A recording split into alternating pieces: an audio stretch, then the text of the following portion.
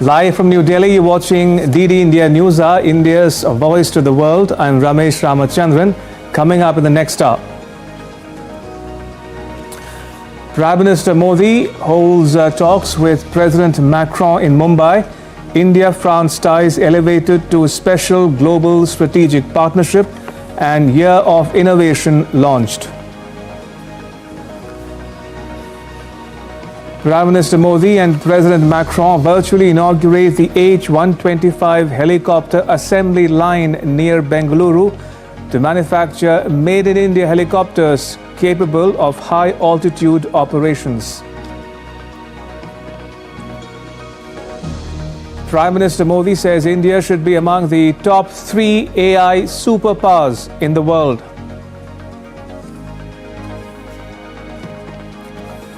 IT Minister Ashwini Vaishnaw expects a $200 billion investment in AI over the next 2 years. And Tarique Rahman sworn in as Bangladesh Prime Minister. A 49-member Council of Ministers also administered the oath.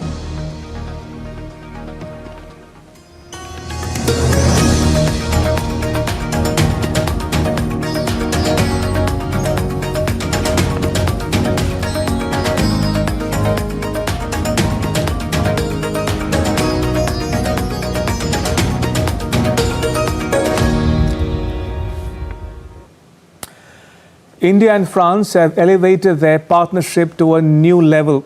The sense was reflected during the summit between Prime Minister Modi and President Macron of France in Mumbai on Tuesday, where they held wide-ranging talks on issues of mutual and international importance.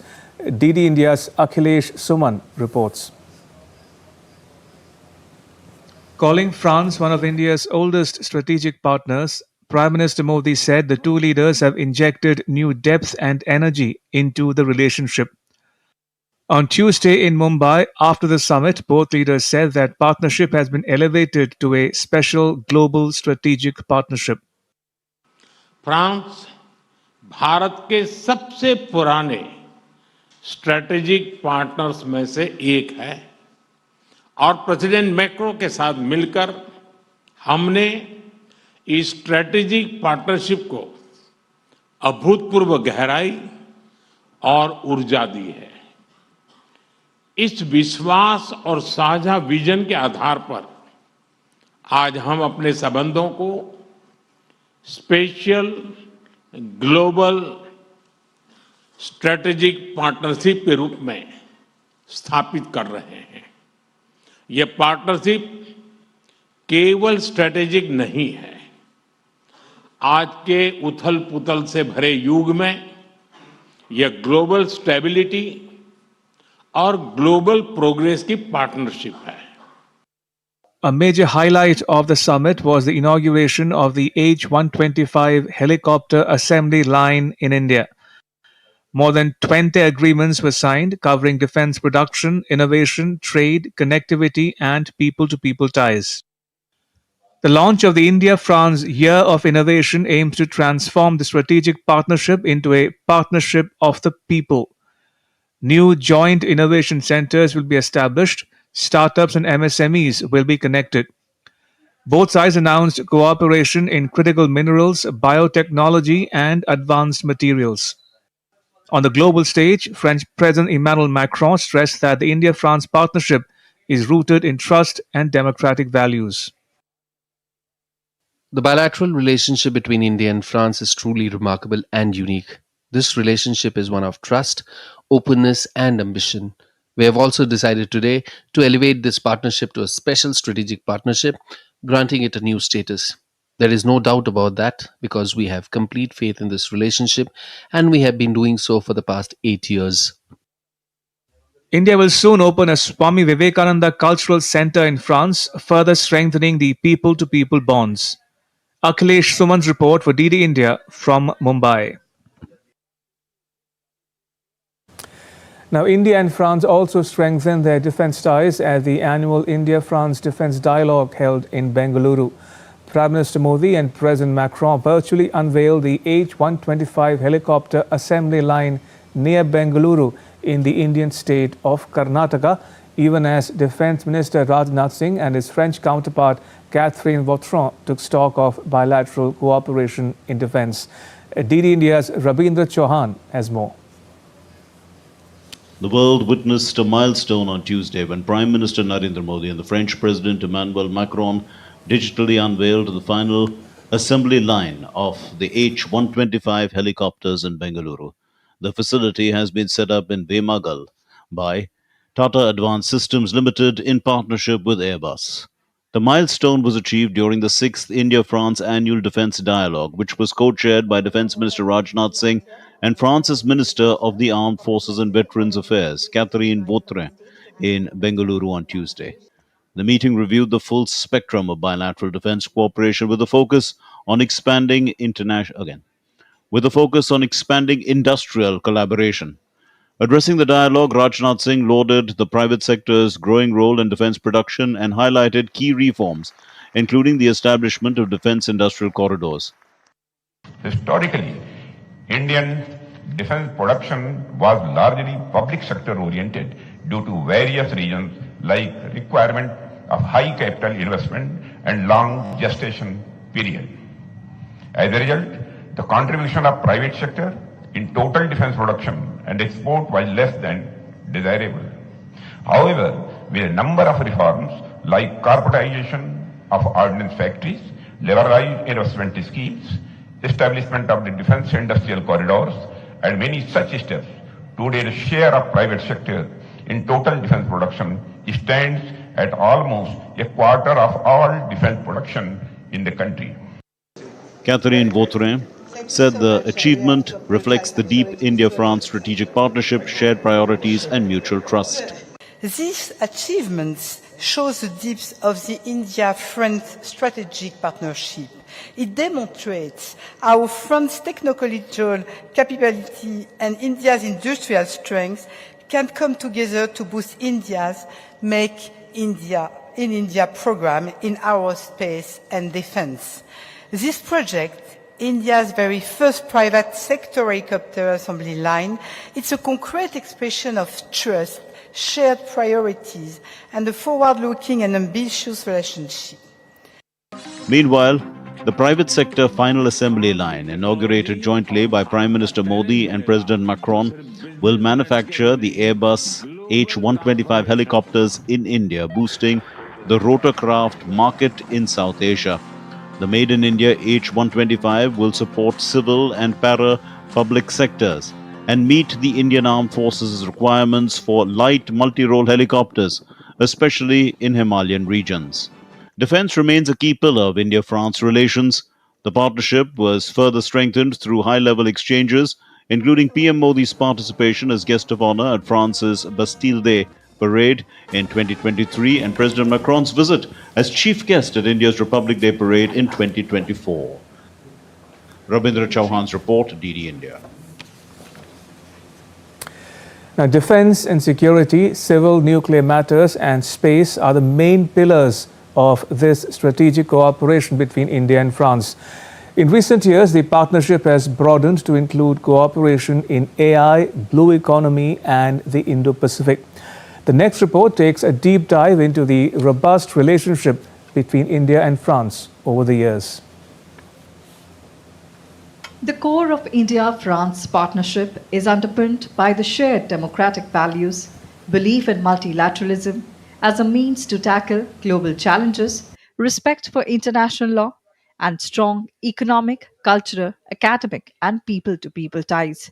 India and France established diplomatic relations after India's independence in 1947.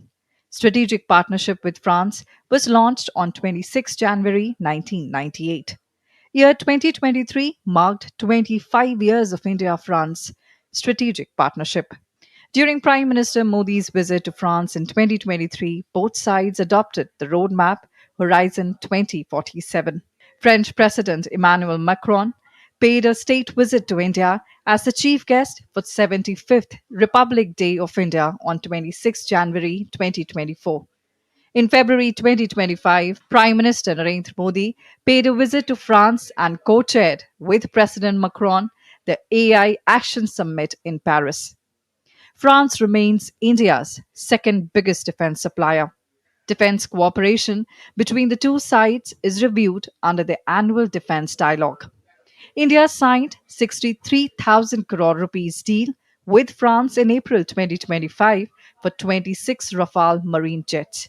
P-75 Scorpion project, of which the last and the sixth submarine was commissioned in the Indian Navy in January 2025. A letter of intent on deepening the defense space partnership was signed on 26 January 2024. France is India's third largest trading partner after the Netherlands and Germany.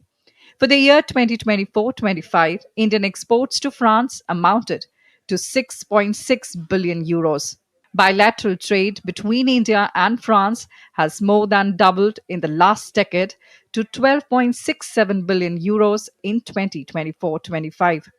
France is the 11th largest foreign investor in India with a cumulative investment of 9.79 billion euros from April 2000 to March 2025. 50 years of cooperation in the field of space between Indian Space Research Organization and the French Space Agency. During Prime Minister Narendra Modi's visit to Paris in July 2023, NPCI, International Payments Limited, and France's Lyra Collect executed an agreement to implement UPI in France and Europe. India and France has robust cooperation on topics relating to countering terrorism in all its forms and manifestations. Deep cooperation on the peaceful uses of nuclear energy, including Jaitarpur Nuclear Power Plant project. India France roadmap on blue economy and ocean governance was agreed in February 2022. First annual bilateral dialogue on the blue economy and ocean governance was held in Paris on 12th October 2023. The number of Indian students studying in France is estimated to be about 10,000. With the new Education Policy 2020, French university campuses are being welcomed in India. Bureau Report, DD India. Now, Prime Minister Modi and President Macron jointly inaugurated the India-France Year of Innovation. This initiative will galvanize joint efforts focused on deepening talent mobility, startup collaboration, and high-impact innovation, with year-round engagements across both countries to turn shared ideas into action. The leaders also launched an India-France Innovation Network, which will bring together businesses, startups, innovators, academia, and research institutions of the two countries. Addressing the forum, Prime Minister Modi said that India is home to more than 120 unicorns and that now the nation is among the third largest startup ecosystems.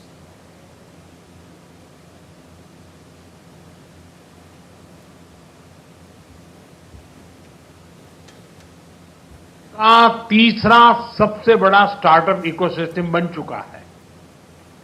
2014 में भारत में जहां सिर्फ 4 unicorn थे, आज भारत में 120 से अधिक unicorns हैं। इनकी टोटल वैल्यू $350 बिलियन से अधिक या लगभग 300 बिलियन यूरो है। आज दुनिया की करीब करीब हर बड़ी टेक्नोलॉजी कंपनी भारत के स्टार्टअप, भारत के इनोवेशन से किसी न किसी रूप में जुड़ी हुई है। Addressing the forum, President Macron said that India not just participates in global innovation, rather it leads it. He outlined 3 ambitions on innovation for this year. 3 ambitions for 2026.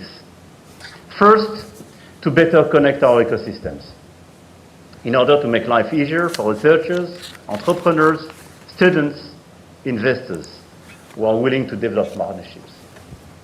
Second, to multiply concrete projects that help us tackle the challenges of our time: climate, health, food security, clean mobility. Finally, we must ensure that this momentum continues well beyond 2026. And this is our common ambition. We must make this year of innovation the starting point for an unprecedented level of integration between our two knowledge-based economies. And joining us is Dr. Mohan Kumar. Dr. Kumar is a former Indian ambassador to France and Bahrain. Ambassador Kumar, welcome to DD India Newshour. Now, the first ever strategic partnership that India signed with any country was with France in 1998. Since then, France has emerged as a key, reliable and trusted partner for India.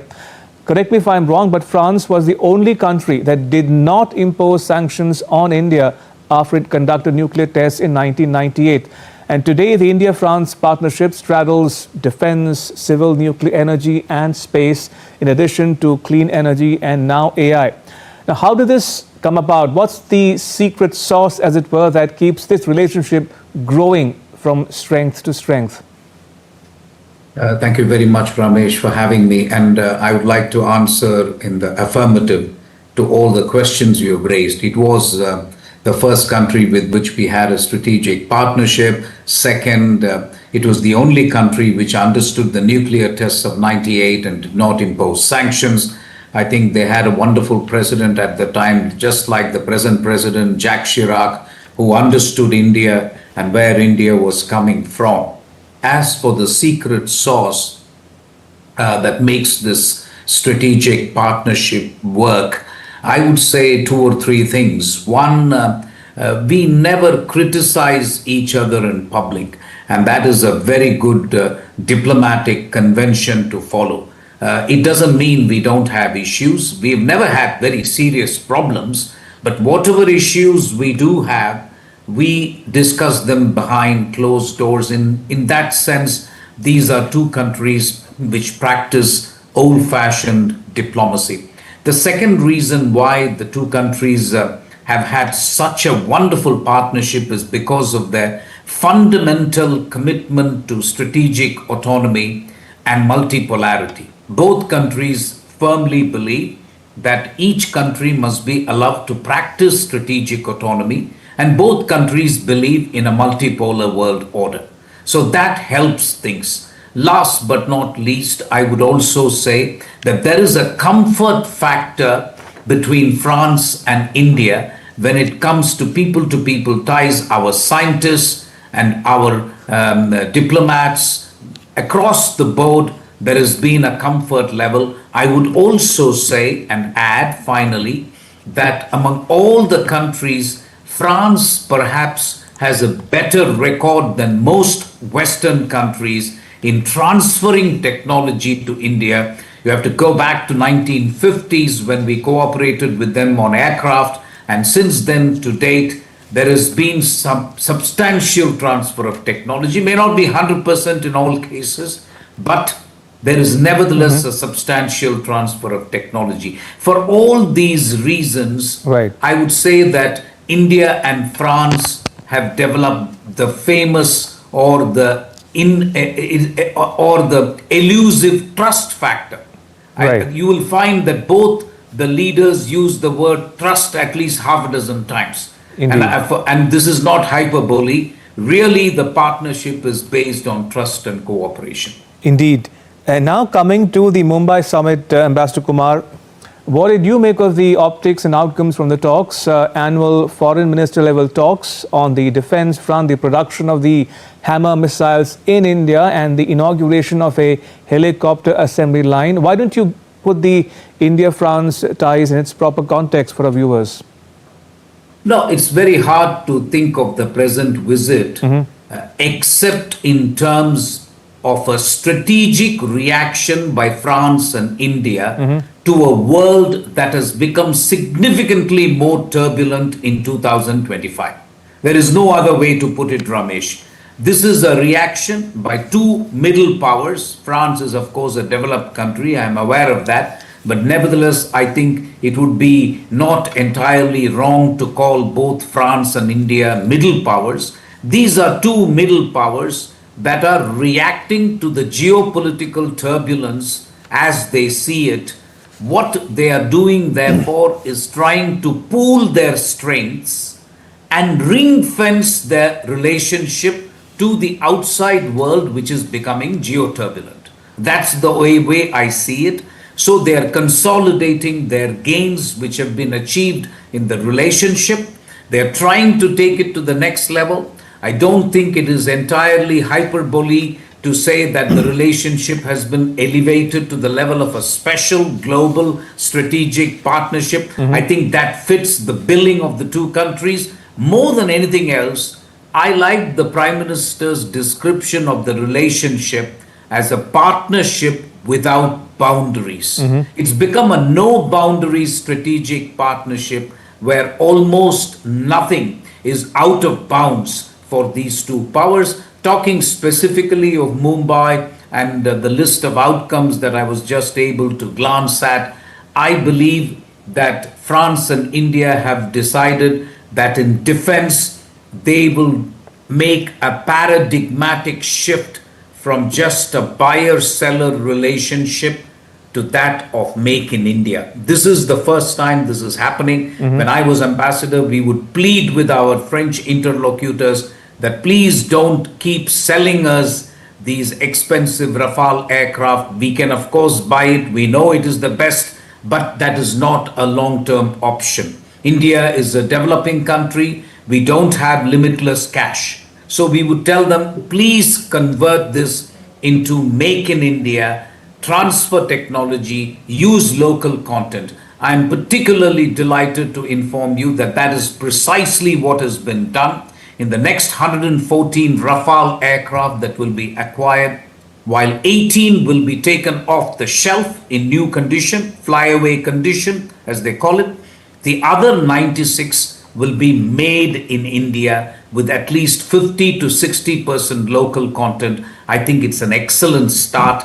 Other examples are the manufacture of jet engines, helicopter engines, etc., which will also, fuselages, for example, all that will involve also transfer of technology. So I'm particularly happy with this paradigmatic shift, as I call it, in the defense sphere. On technology, my sense is that both countries have not exploited it to the fullest potential, and the present Leaders Summit provides a perfect platform for the young scholars of India and the young talent of France to come together. The Atal Tinkering Labs is one example, but I can give you others where I think both will come together. And I am hoping, Ramesh, that in the next 2 to 5 years, I hope France and India is able to come up with the technological innovation which will take the world by storm.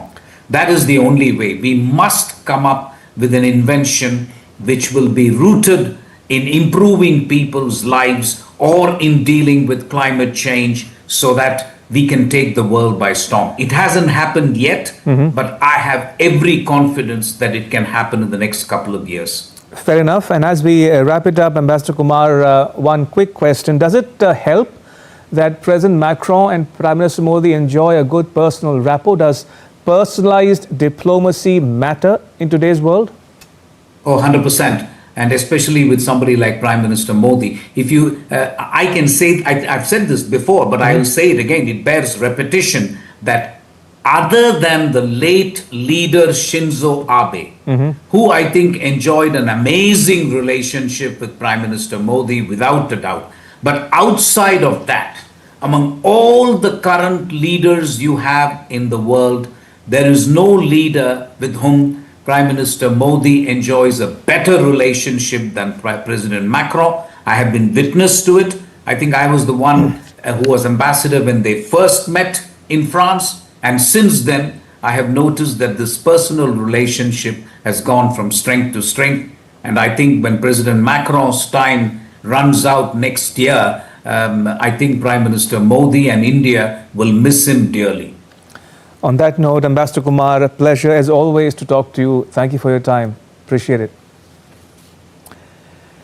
Right, moving on, French President Emmanuel Macron's visit to India marks a defining moment in bilateral ties. India's ambassador to France, Sanjeev Singla, described the visit as a major milestone, with both leaders deciding to elevate the relationship to a special global strategic partnership. Take a listen. This visit marks a new milestone in our relations, as the two leaders have decided to elevate our bilateral strategic partnership to a new level, to a special global strategic partnership. And this really reflects a very special and very unique nature of our relationship. In an interview to India's news agency ANI, Prime Minister Modi spoke at length on the AI Impact Summit. He outlined India's roadmap for an AI-powered future. He said, "Technology exists to serve humanity, not replace it. AI must accelerate global development while remaining deeply human-centric." He says, "We are not just nurturing talent, but we are building the infrastructure, policy ecosystem and skill space required for India to move from participating in the AI revolution to shaping it." He says India should be among the top 3 AI superpowers globally, not just in consumption of AI, but in creation. He goes on to say that India's AI models will be deployed worldwide, serving billions in their native language. Indian startups will be valued in hundreds of billions, creating millions of high-quality jobs. He also goes on to say that self-reliance in AI means India writing its own code for the digital century. He also says that at a time when the world is worried about AI deepening divides, India, he says, is using it to dissolve divides. India, he says, has the talent and the entrepreneurial energy to become an AI powerhouse, not just as a consumer, but as a creator. India remains committed to strengthening every effort by its talented youth to make AI a force multiplier for innovation and inclusion. He goes on to say that the world must work towards common principles and standards in artificial intelligence. Why? Because work does not disappear because of technology. Its nature changes and new types of jobs are created.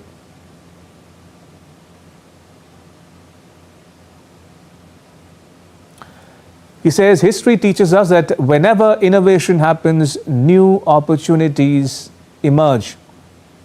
He says the same will be true in the age of artificial intelligence. And last but not the least, the Prime Minister says that his vision for AI in a self-reliant India rests on 3 pillars, that of sovereignty, inclusivity, and innovation.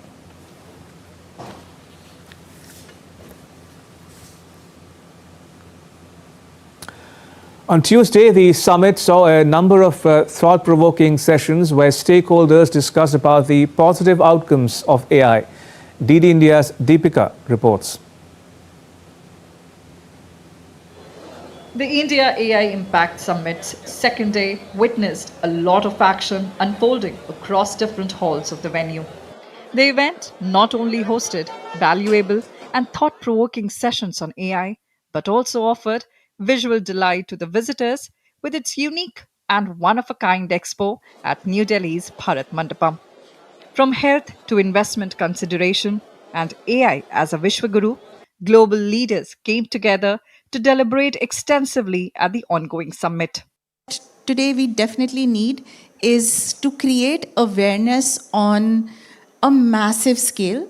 The question to ask is, does the Indian citizen actually understand what interoperability is? If consumers are made to understand that their data is safe, it is going to be anonymized, it is going to be used for training AI models, the access that today we don't have to that organized data might just become better.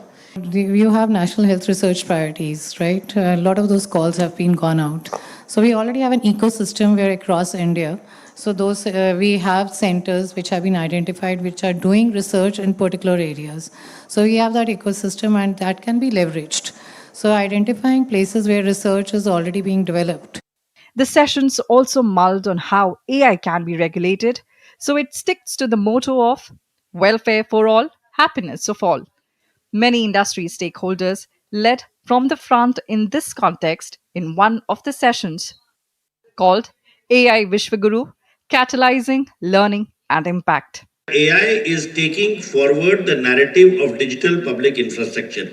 We built digital public infrastructure in India through the India stack, whether the Aadhaar, the UPI, or the DigiLocker, or the other associated eSanjeevani, Diksha projects, primarily to ensure that access to services is enabled for people in all languages and anywhere. What AI is doing is that it's adding a layer to it, making services accessible through all languages and through voice. So in a way, what it's doing is exponentially expanding the reach of AI. With the three sutra called People, Planet and Progress, the India AI Impact Summit aims to accelerate India's economic growth, strengthen governance, and improve the quality of life of citizens with the motto of Made in India, Made for the World. Deepika Mehto reports for DD India. Information and Broadcasting Minister Ashwini Vaishnaw inaugurated the ministry's pavilion at the AI Impact Summit on Tuesday. The pavilion features panels, masterclasses and technology showcasing AI's transformative impact on media and entertainment, including AI-driven production workflows, multilingual voice technologies, gaming innovation, content monetization and responsible AI frameworks. The minister told a press conference that India would see more than $200 billion investments across 5 layers of the AI stack in the next 2 years. We can see the enthusiasm, it's palpable. We can see the interest of the global leaders, that's visible.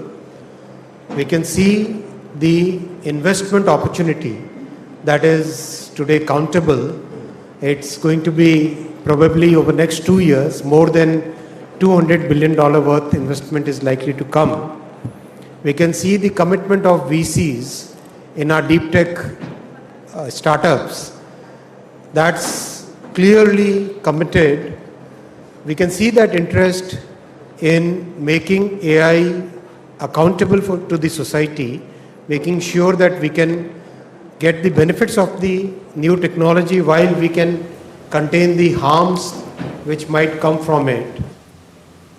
Information and Broadcasting Minister Ashwini Vaishnaw also highlighted how AI is transforming creative content, enabling the creation of innovative new platforms. Creative content की दुनिया में AI का बहुत अच्छा use होने लगा है और जिस तरह से अभी क्रिएटर्स दिखा रहे हैं, स्टार्टअप्स और क्रिएटर्स जिस तरह का टेक्नोलॉजी का यूज़ करते हुए दिखा रहे हैं स्टार्टअप्स, वो देखने लायक है। आप भी सब आके देखिए, टेक्नोलॉजी का यूज़ करके देश से एक नया प्लेटफॉर्म भी क्रिएट हो सकता है, ऐसी संभावनाएं भी बन रही है। And still to come on DD India Newshour. An expert take on India's push for a $200 billion investment in AI over the next 2 years.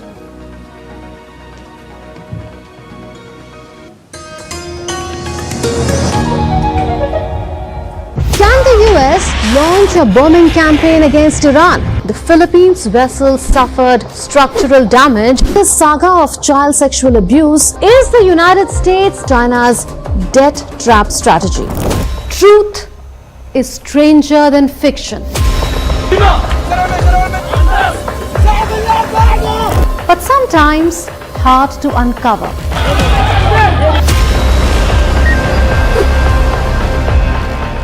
Trust us to tell the truth, unadulterated and pure, of every story that matters to you. Exactly what to say before. You read between the lines, cut the clutter, and connect the dots to get you the full picture. Watch Connecting the Dots at these times with me, only on DD India.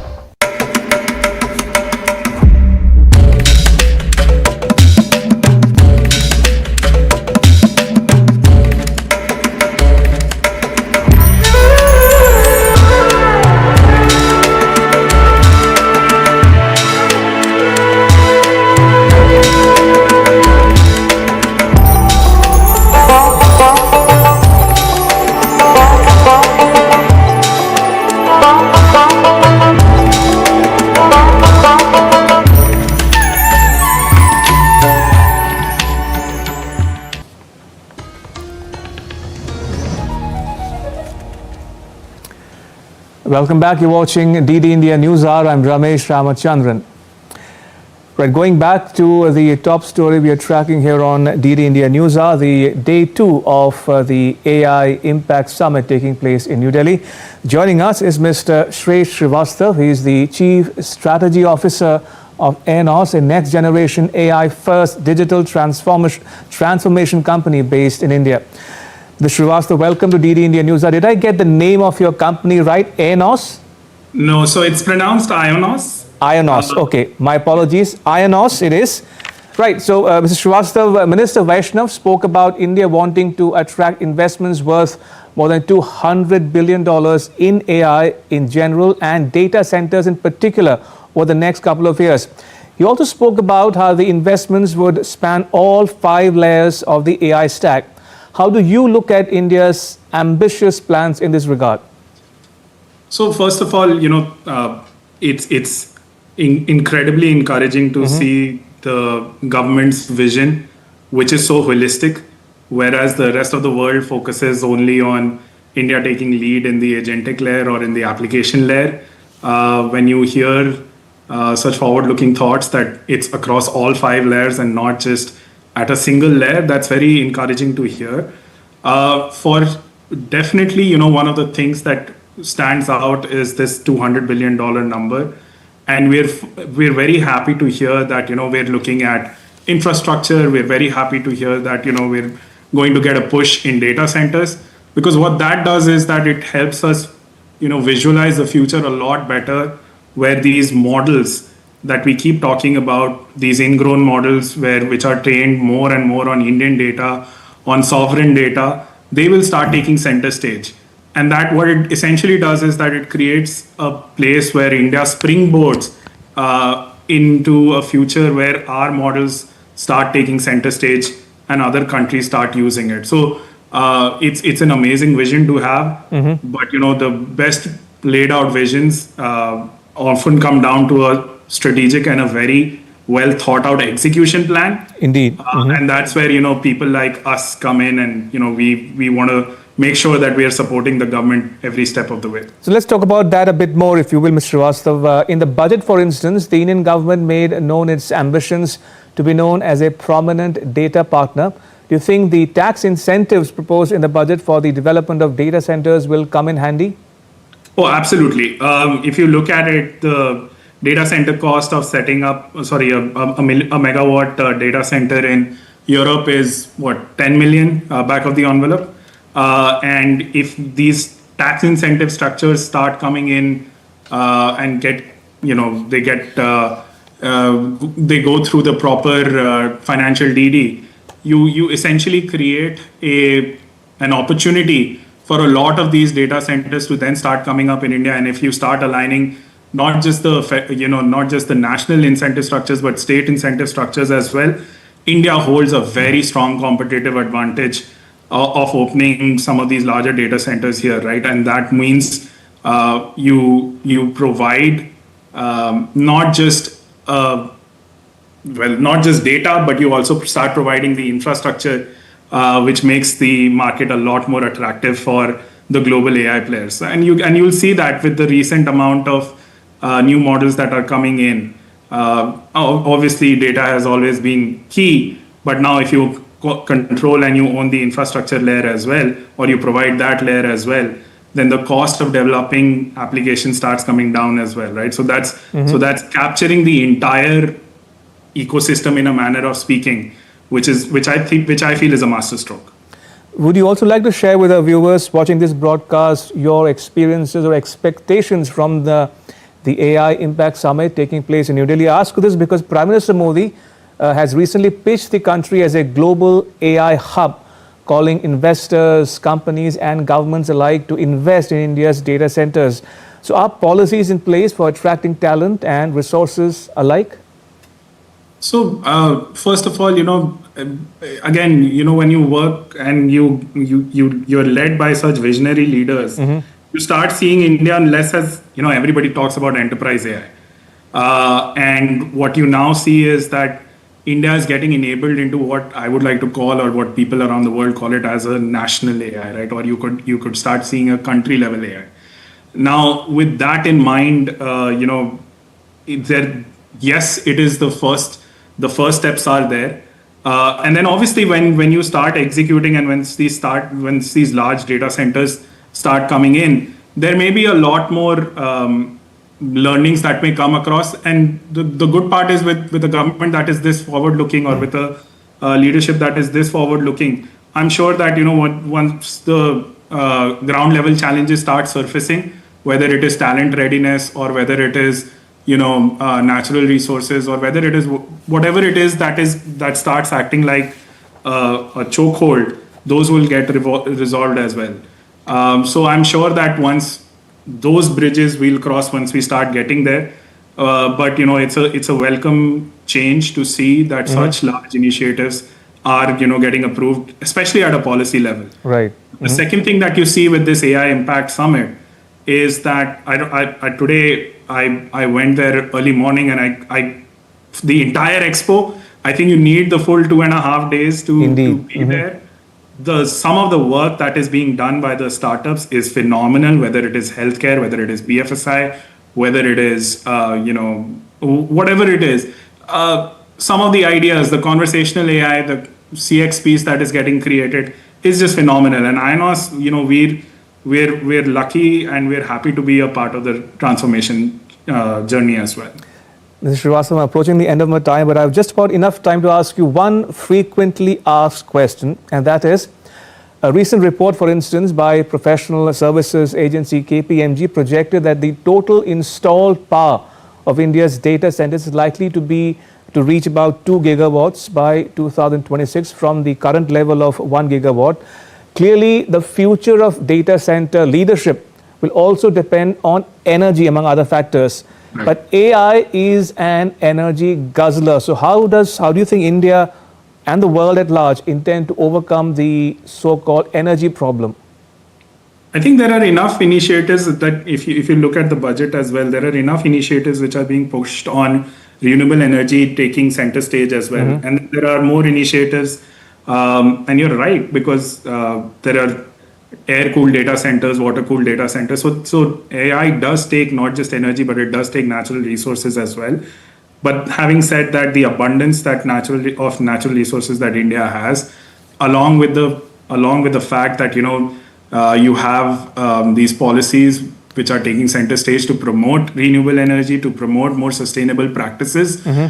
And as a country, we are known to innovate frugality, on the lines of frugality.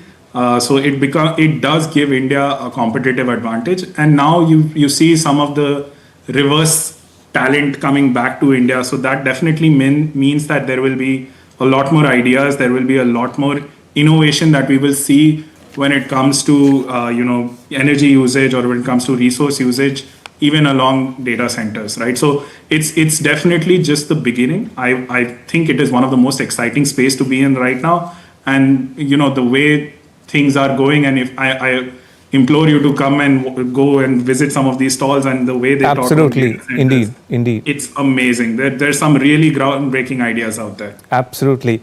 On that note, Mr. Srivastava, thank you for joining us and sharing your perspectives with our viewers at home and abroad. Thank you for your time. Thank you so much. Much appreciated. Now, on day 2 of the AI Impact Summit in New Delhi, technology executives gathered for an intense and high-stakes discussion on the future of artificial intelligence. And DD India's Akshay Dongre caught up with some of them on the sidelines of the summit to get their perspectives on the opportunities for innovation. AIST is India's first AI-enabled smart stethoscope. So essentially, we just have 6,000 cardiologists and 3,000 pulmonologists for 1.4 billion population. But India is a country of 6 to 7 lakh villages. And even now in 2026, 50-60% of the Indian population has to travel to hospitals, get a echo done, chest x-ray. So we are democratizing healthcare access through AIST, which can detect like about 6 diseases at the primary healthcare clinic itself. Most of our content and media is being generated through artificial intelligence. That is the big backbone of the whole content series. Artificial intelligence is a boon in disguise, and especially for less trodden areas like sustainability, I think artificial intelligence is a great innovation that can help sustainability in the long run. I have set up this platform where people come together for a purpose. It's a purpose-driven, not a commercial relationship. Purpose-driven continuing relationship. There is a trust verification using DPI. There is a potential assessment using AI. There is a roadmap playing using AI. Then there will be mentor in loop evolution of mind, initiative and ecosystem using AI mapping and all. Tarique AI is a B2B SaaS platform. It's built for enterprise content creators like broadcasters, OTTs, sports leagues, production houses, brand agency, edutech companies, even digital influencers and so forth. Tarique does is that take all those videos, allows you to reformat or repurpose the content for a different kind of the aspect ratio of formats suited for those platforms, and also help you to do the treatment of the videos, do a trailer, promos, highlights, depending on what you like to do. All these things are done back up using our AI platform. This system does it will analyze the whole movie, and you just give it a prompt, or it is also the prompt that the system is also enabling, and you can create different versions of reels for different platforms like YouTube, Instagram, Facebook, LinkedIn, TikTok, anything, and you can instantly download it or publish it to them. So it is a good use case for collaborators as well, influencers as well. Podcast is a very good use case that we can go into. We are a hyper-local news content platform powered by AI. Citizen journalists have always existed, but everybody is functioning in their own silos. They're uploading content onto their own handles or maybe via their YouTube or whatever. They're not monetized well. A lot of them don't even make enough to perhaps create content or report from on ground constantly. We give them a legitimate platform. So something maybe like a proper broadcast platform or a proper news creation platform, which is giving them the kind of credibility, giving them the kind of authenticity, as well as the tools and training to create news content from wherever they are, uploaded onto our platforms. And because we are very particular about accuracy, the brand name backs them कि अगर vigor पे है, so it will be right, it will be true.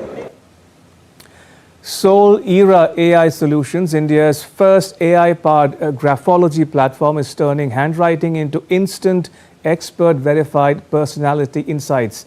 Ajay Raj Rajan, the COO of the Surat-based company, says that Soul Era AI Solutions has generated 2,000 reports and is used by more than 50 schools, combining AI with certified graphologists for accurate results in minutes.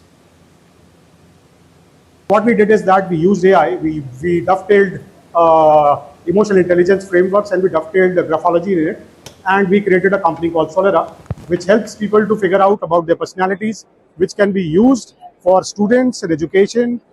Kids can understand more about themselves, the parents can know about their children better, the teacher can know about the students better, and we can also do this to make their career planning in a better way, find the inner talent of a person, and then connect the dots with his future, with the career goal that he or she has. That is a very important use case where we are focusing right now on the youth of this country. Electronics and Information Technology Secretary S. Krishnan told a press conference on the margins of the AI Impact Summit that the event has been made as accessible as possible for attendees while ensuring safety of all those coming for the event. Our emphasis has been on making it as accessible as possible to members of the public, subject to, of course, safety and other concerns. So it is on that basis that we have attempted to accommodate as many people as possible coming into this area. The sessions have been extremely well attended on both the first and the second day, and there have been a large number of visitors to the expo area today. Global leaders and policymakers have started arriving in New Delhi for the India AI Impact Summit. The Vice President of Guyana, Dr. Bharat Jagdev, arrived in New Delhi to participate in the summit. He was received by Minister of State for Home Affairs, Nityanand Rai. The President of Serbia, Alexander Vučić, also reached the national capital for the summit. He was welcomed by Minister of State for External Affairs, Pabitra Margarita. The President of Sri Lanka, Anurag Kumara Dissanayake, arrived in New Delhi and was received by Minister of State, Dr. Raj Bhushan Chaudhary.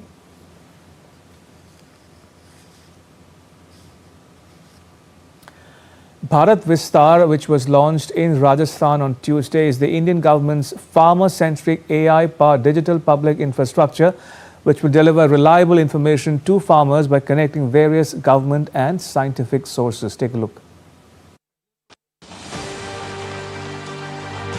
India's Minister for Agriculture and Farmers Welfare and Rural Development Shivraj Singh Chauhan launched the new digital companion Bharat Vistar in Jaipur, Rajasthan for farmers across the country. प्रधानमंत्री श्रीमान नरेंद्र मोदी जी के नेतृत्व में किसान कल्याण का महायज्ञ चल रहा है। हमारा लक्ष्य है उत्पादन बढ़ाना। उसके लिए नई नई किस्में आईसीआर फसलों की तैयार कर रहा है। उत्पादन की लागत घटाना, मैकेनाइजेशन और तकनीकी का इस्तेमाल करके कम लागत में उत्पादन कैसे हो ताकि प्रॉफिट बढ़े। Bharat Vistar has been designed as a farmer-centric AI-powered digital public infrastructure specifically prepared for the agriculture sector. Bharat Vistar will operate on a plug-and-play model so that various government, scientific and market-related systems can be easily connected. This platform is based on verified and secure information, provides multimodal and multilingual access, and offers a framework that various state governments can also adopt at their level to create large-scale impact. Bharat Vistar will be available 24 hours, acting as a digital agriculture expert through Bharat Vistar chat box, text-based conversation, and through the speaking AI assistant Bharati inside Bharat Vistar. Farmers can reach Bharati through the mobile app available on Google Play Store, through web interface link available on the Ministry of Agriculture website, and popular mobile apps like PM Kisan and PM FBY, and by calling 155-261. Farmers can view information on 10 major central government schemes. These schemes are PM Kisan, PM Crop Insurance Scheme, PM FBY, Soil Health Card, SHC, Modified Interest Subvention Scheme, Submission on Agricultural Mechanization, Per Drop More Crop, PM Krishi Sinchai Yojana, PM Annadata Ai Sanrakshan Abhiyan, Agriculture Infrastructure Fund, and Kisan Credit Card. By May 2026, all central schemes will be integrated for eligibility application, benefit status, and complaint resolution. Within the next 6 months, it will be available in a total of 11 languages. Bureau Report, DD India. The Bangladesh Nationalist Party returns to power in Bangladesh after 2 decades, with Tarique Rahman taking oath as a Prime Minister. India's Lok Sabha Speaker Om Birla handed over a letter from Prime Minister Modi inviting Tarique Rahman to visit India.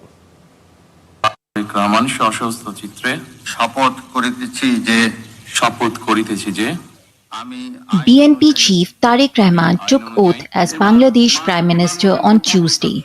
He will lead the country's first elected government since the ouster of former PM Sheikh Hasina in 2024. Representatives from various countries including India, China, Pakistan and Maldives attended the swearing-in ceremony. India was represented by Om Birla, the Speaker of the lower house or the Lok Sabha.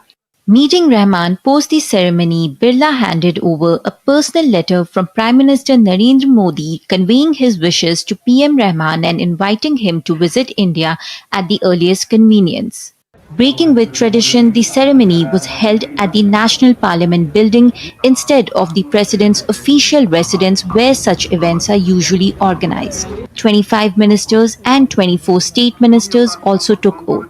Rahman takes the reins from an interim government led by Nobel Peace Prize winner Muhammad Yunus. Son of former PM Khalida Zia, Rahman led BNP to a landslide victory in the February 12th elections.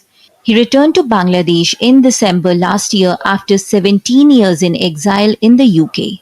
The BNP coalition won 212 seats, while the Jamaat-e-Islami-led alliance bagged 77 seats. Hasina's Awami League party was barred from the polls. The BNP is returning to power after nearly 2 decades. Tackling economic uncertainties will be among the new government's agendas. Bureau Report, DD India.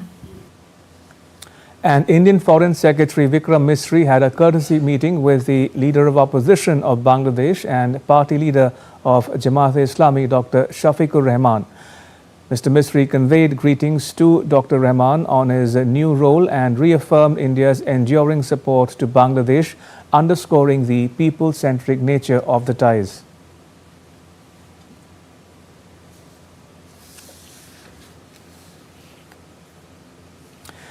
In Mumbai, Prime Minister Modi and President Macron attended a cultural event to commemorate the India-France Year of Innovation at the Gateway of India. Take a look.